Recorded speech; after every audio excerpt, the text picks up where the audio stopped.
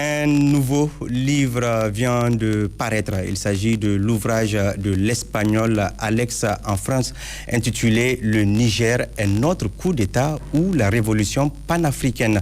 Écrit en espagnol et publié en espagnol et au Venezuela, ce livre rend hommage au Niger dans son combat pour la reconquête de sa souveraineté. Cet ouvrage est également la contribution de cet auteur espagnol à l'Alliance des États du Sahel dans l'atteinte de ses objectifs. Suivons la présentation de ce livre avec Moussa Hamani. Niger, otro golpe de Estado ou la révolution panafricaine. Autrement dit, Niger, un autre coup d'État ou la révolution panafricaine. C'est un livre dans lequel son auteur Alex Anfrous, de nationalité espagnole, actuellement professeur d'espagnol à Casablanca au Maroc, s'interroge sur les véritables raisons des menaces adressées contre le Niger par des puissances étrangères. Cet ouvrage écrit en espagnol met également en lumière les stratégies de déstabilisation des puissances occidentales et rétablit dans le même temps l'histoire des peuples dans une perspective historique panafricaine.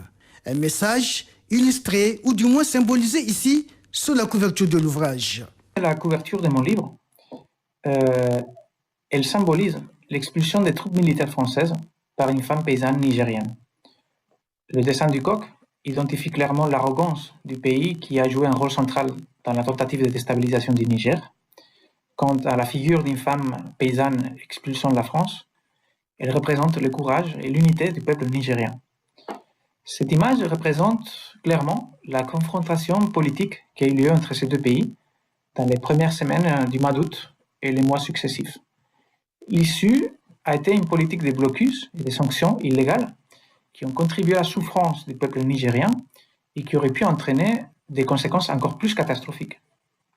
La couverture du livre met l'accent sur la puissance qui a été derrière la menace de guerre.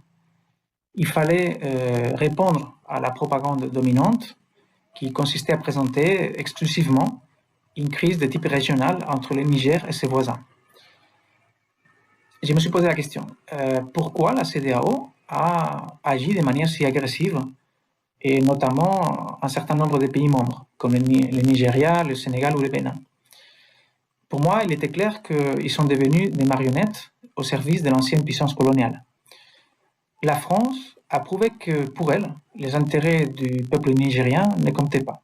Ancien journaliste dans un média associatif à Bruxelles, Alex a toujours affirmé son combat contre le néocolonialisme.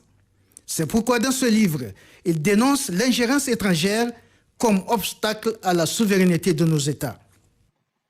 Mon livre naît d'un rejet frontal contre la guerre et du besoin d'apporter des arguments face à la propagande dominante anti-CNSP. En lisant mon livre, notamment le chapitre sur l'histoire racontée à travers les matières premières, on se rend compte que le terme néocolonialisme n'est pas un élément rhétorique de langage. En fait, il résume des événements de notre histoire contemporaine qu'il est nécessaire de connaître et de dénoncer.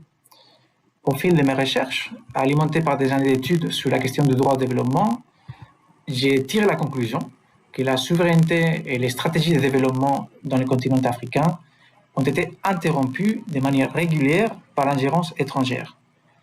Une autre idée de mon livre est la nécessité de distinguer parmi les acteurs qui historiquement se sont mis au service des intérêts du peuple nigérien et ceux qui sont des traîtres à la cause de la libération de l'Afrique. Concernant la défense de la souveraineté du Niger, le journaliste écrivain espagnol Alex Anfrous fait des propositions. Concernant la défense de la souveraineté du Niger, c'est surtout grâce à l'unité entre les peuples et les CNSP que les principaux défis ont été surmontés jusqu'ici. La première phase de cette lutte de résistance doit permettre de tirer des leçons précieuses pour l'avenir. L'un après l'autre, des acteurs très arrogants et sûrs d'eux-mêmes se sont vus contraints d'abandonner des mesures comme les sanctions illégales qui étaient la marque de leurs prétentions, de leur ingérence, du chantage et de la manipulation systématique.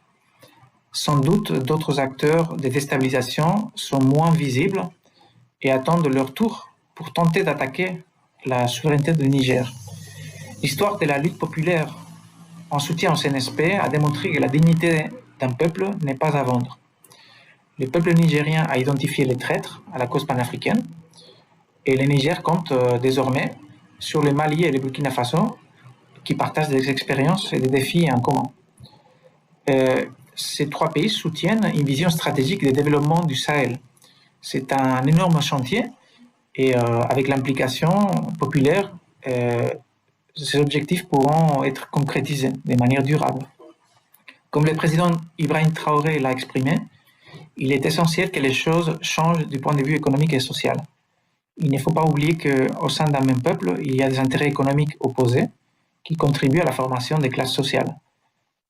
C'est pourquoi certains secteurs de la société ont pu être bénéficiés de manière marginale par le système néocolonial.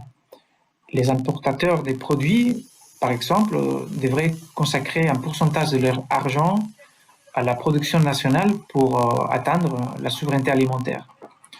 Pour Alex, ce livre est sa modeste contribution au combat que mènent les dirigeants de l'Alliance des États du Sahel pour la défense de la souveraineté nationale.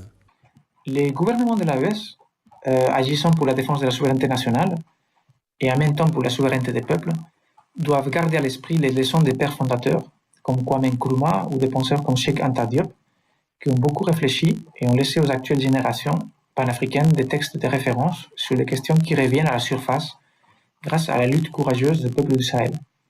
En tant qu'éducateur et professeur, je ne peux m'empêcher de suggérer cette recommandation.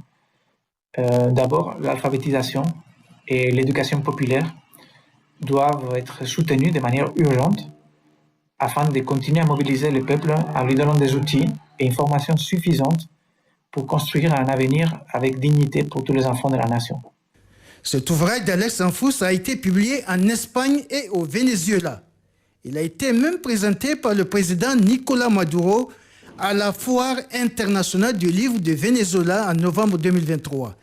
Pour lui, ce livre s'adresse également aux personnes de toute origine qui ont une conscience humaine afin de les aider à comprendre que les peuples africains ont une histoire de lutte et que la pensée et les actions du panafricanisme représentent une cause internationaliste qui vaut la peine d'être mieux connue. Je l'annonçais en début de journal, le Conseil des ministres s'est